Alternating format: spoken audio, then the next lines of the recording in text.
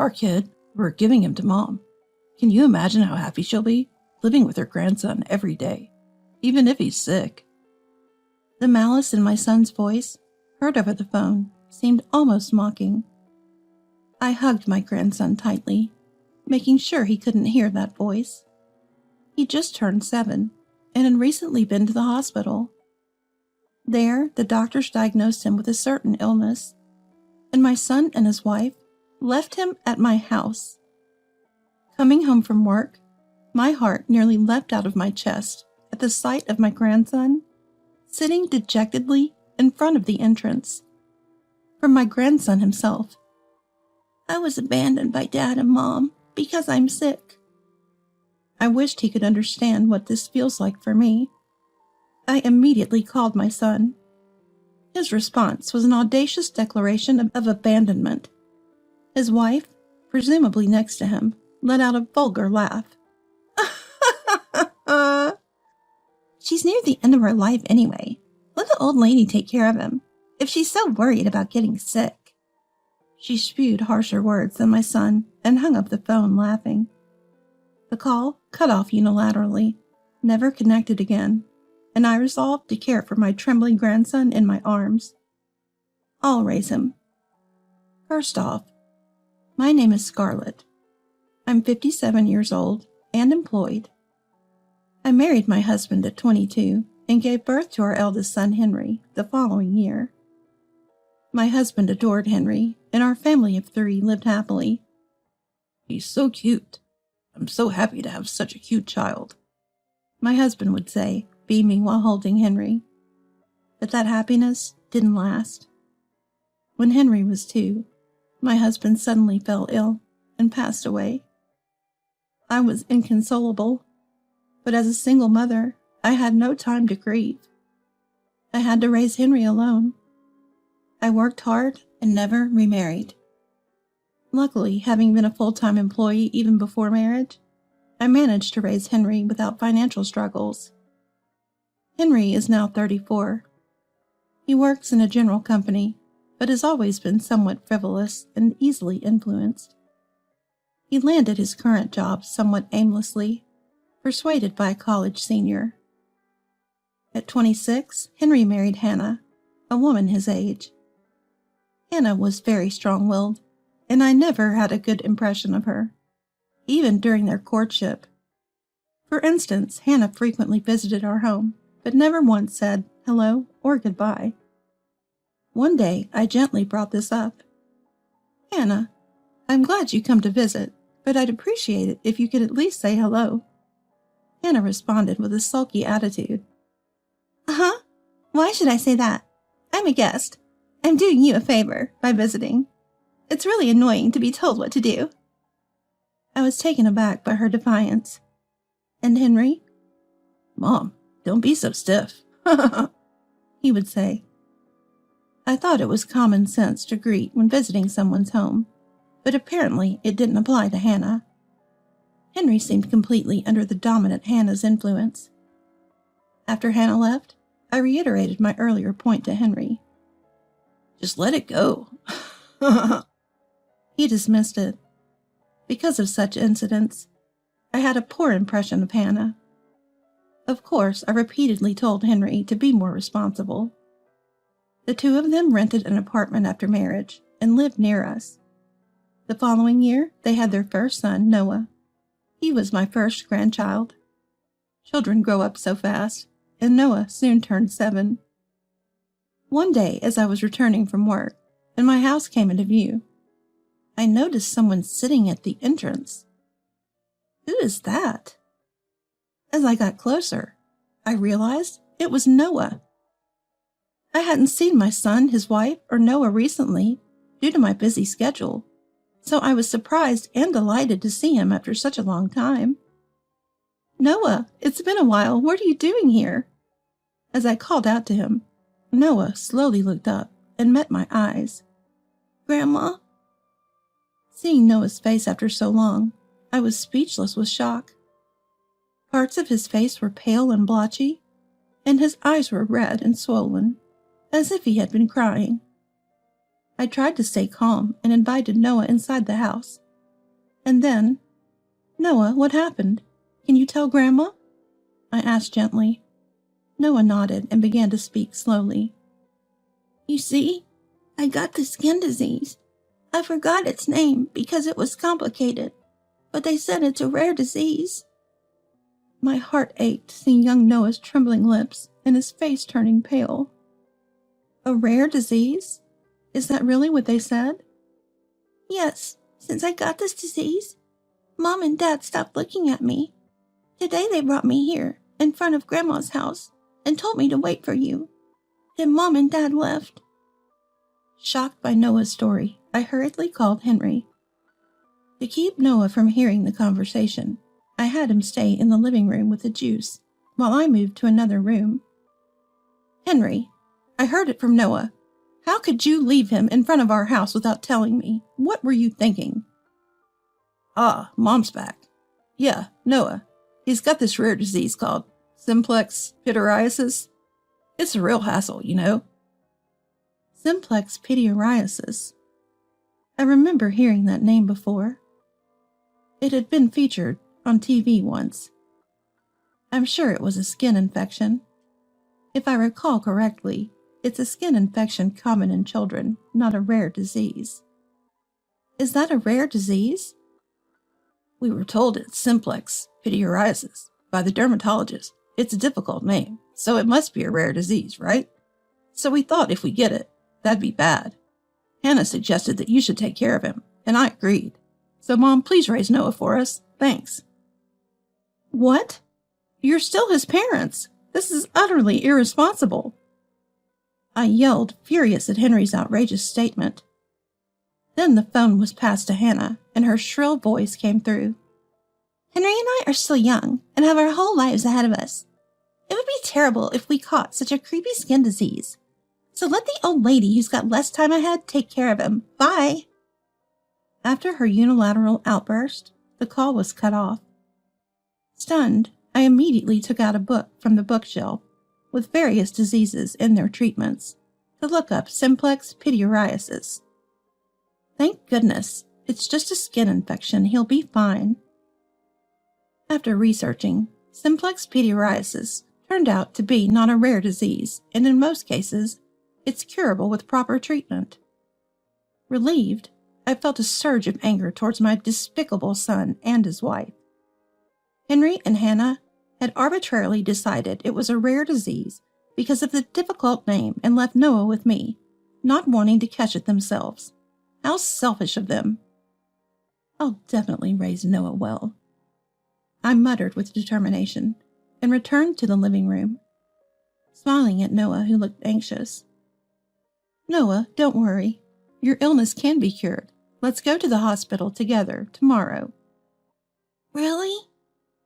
Noah, who thought his condition was incurable, lit up. Yes, it's not a rare disease, so relax. And Noah, from today, you'll live with Grandma. It's okay. I'll make sure you're happy. Let's live together happily. Noah seemed a bit confused, but eventually nodded. Thank you, Grandma. He showed me a smile. Years passed, and it's been 9 years since then. I turned 66, and Noah is now 16. During these 9 years, there is no contact with my son and his wife. Noah, now in his teens, doesn't talk much, but he's grown into a kind boy who sometimes cooks meals.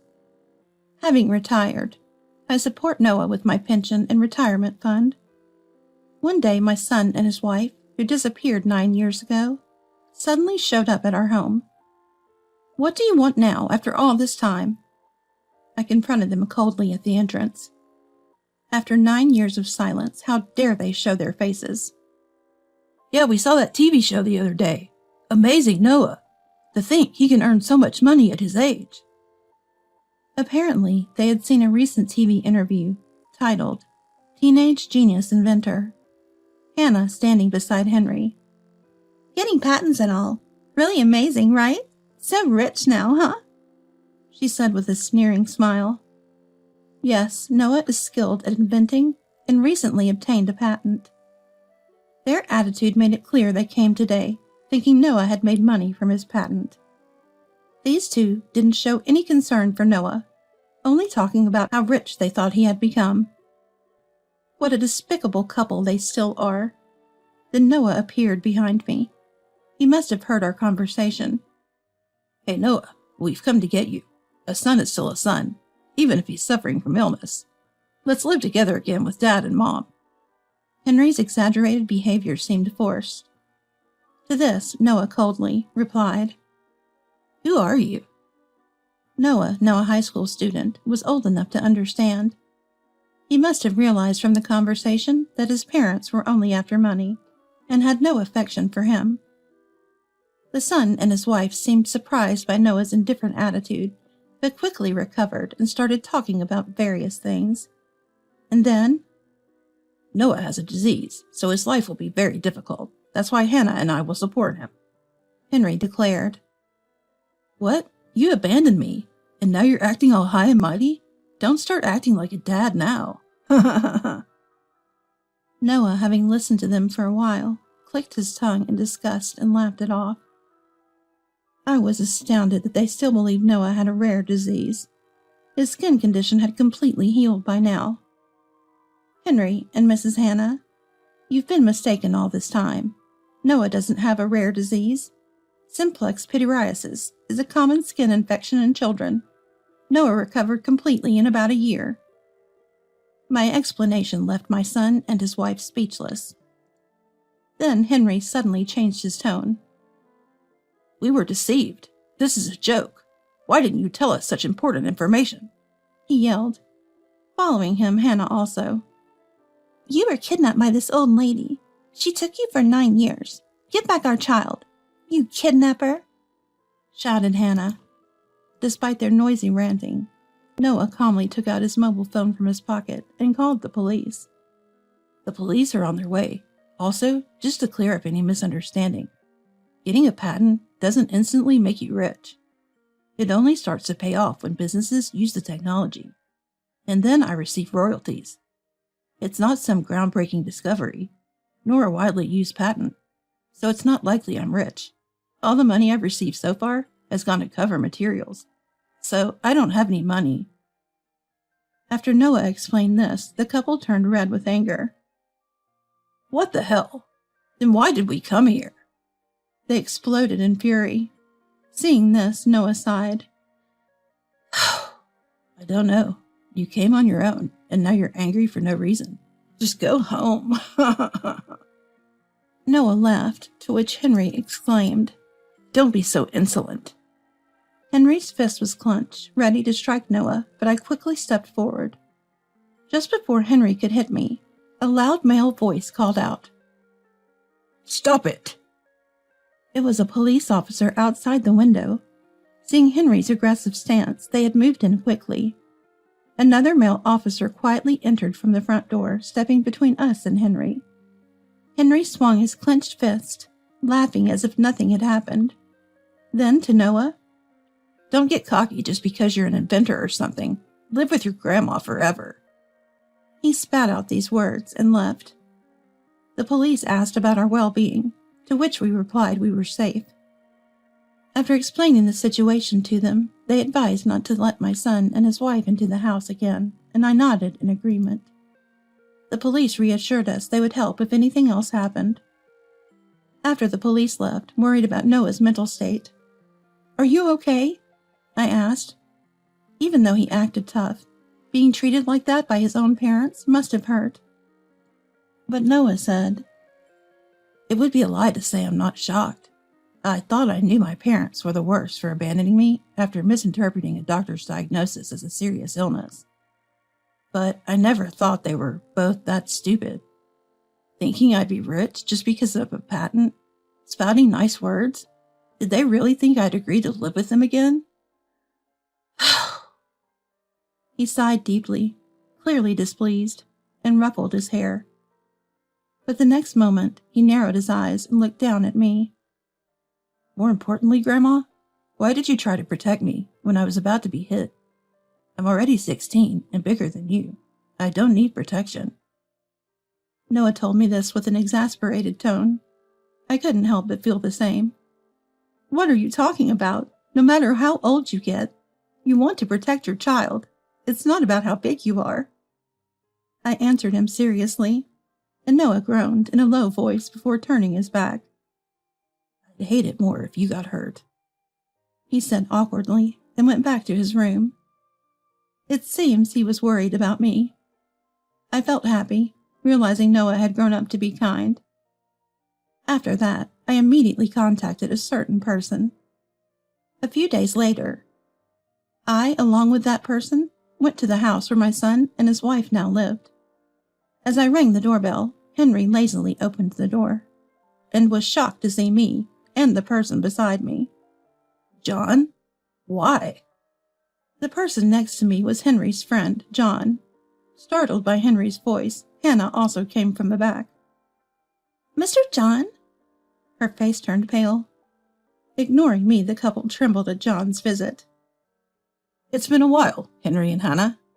John spoke, and Henry with intense curiosity asked, How did you find this place?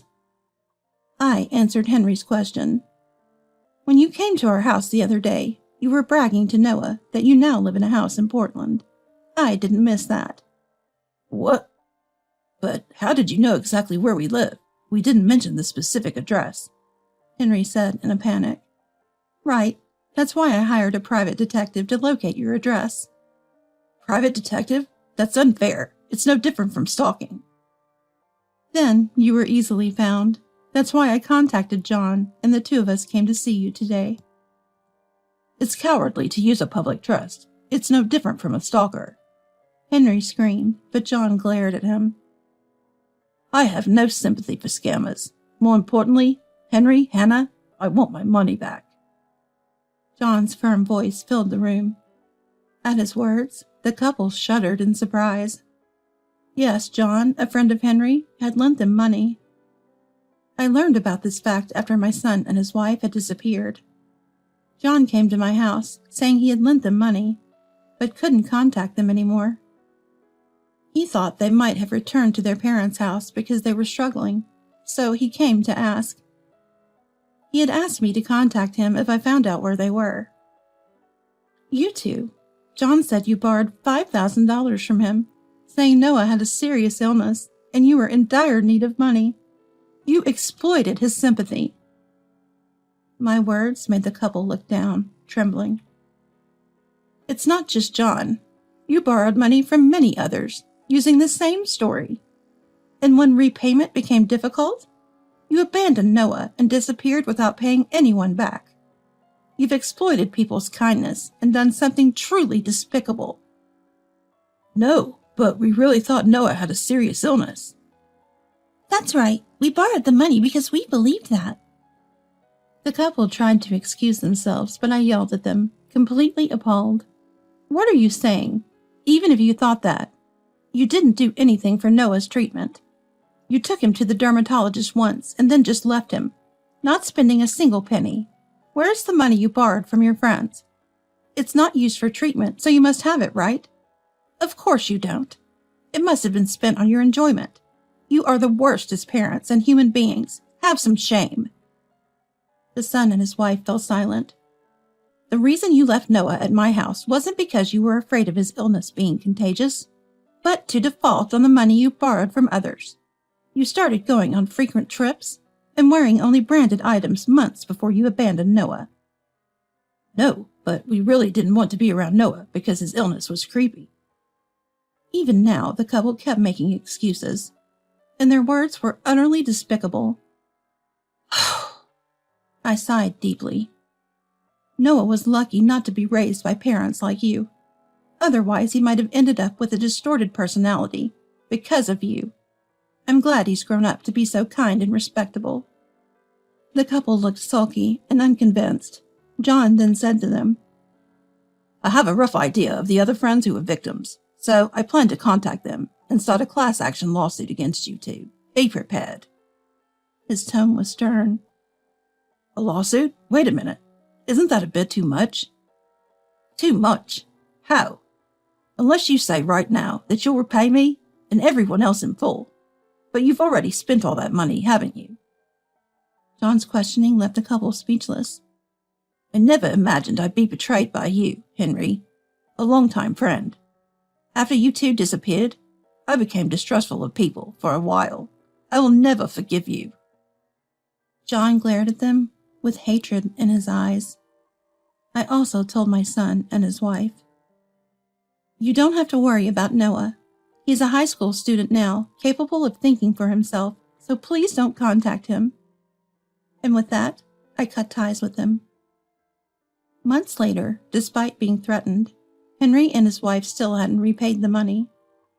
The couple faced a class action lawsuit from people they had borrowed money from. The amount each person loaned was less than $10,000, but it totaled a significant sum, leaving them unable to repay the debt. They had to sell the house they bought just a few years ago. Most of the proceeds went to the mortgage, and the little left was used to pay the compensation. I couldn't believe they had to sell their residence, their most valuable asset. But they had planned to come to my house, so they decided to sell it. I found out about this after the lawsuit had been going on for a while. Henry called me in a rage. "Mom, hey, our house is gone. What's going on?" "I sold it. Just like the for sale sign says. You can see that, right?" I had decided to sell the house and land even before they faced the lawsuit. The real estate agent advised that it's better to demolish the house and sell the land, as vacant plots are harder to sell these days. Following the advice, I demolished the house and sold the land quickly due to its good location. I used the money for moving expenses with Noah. Noah was attending a high school quite far from our old home, and the commute was long, so we moved closer to his school. After explaining this, Henry started shouting, "What? Where are you living now? We sold our house and have nowhere to go. We plan to live with you, so give us your address." "I won't tell you. One of the reasons I sold the house and land was to cut ties with you. I won't tell you where we live now, and I'm going to block your number, so don't contact us ever again." "That's too harsh." Behind a stunned Henry, I could hear Hannah's voice filled with despair. "The ones who are harsh are you two. It seems like you haven't reflected at all. But you should take some time to think about your actions and reflect. That's all I can say as a parent. Goodbye." With that, I hung up the phone and set it to block their calls. My estranged son and his wife eventually found an old apartment to live in, but it seems they're having a tough time. Afterwards, I consulted the lawyer, hired by John, and reconsidered my relationship with Noah. Until now, I had raised him as a substitute parent, being his grandmother. However, now Henry and his wife's presence was having a negative impact on Noah. So I thought about becoming Noah's parent legally, adopting him as my son. If recognized, I would need to split my inheritance between Noah and Henry when I pass away. This would be an effective way to prevent Henry from taking everything. I decided to confirm Noah's feelings.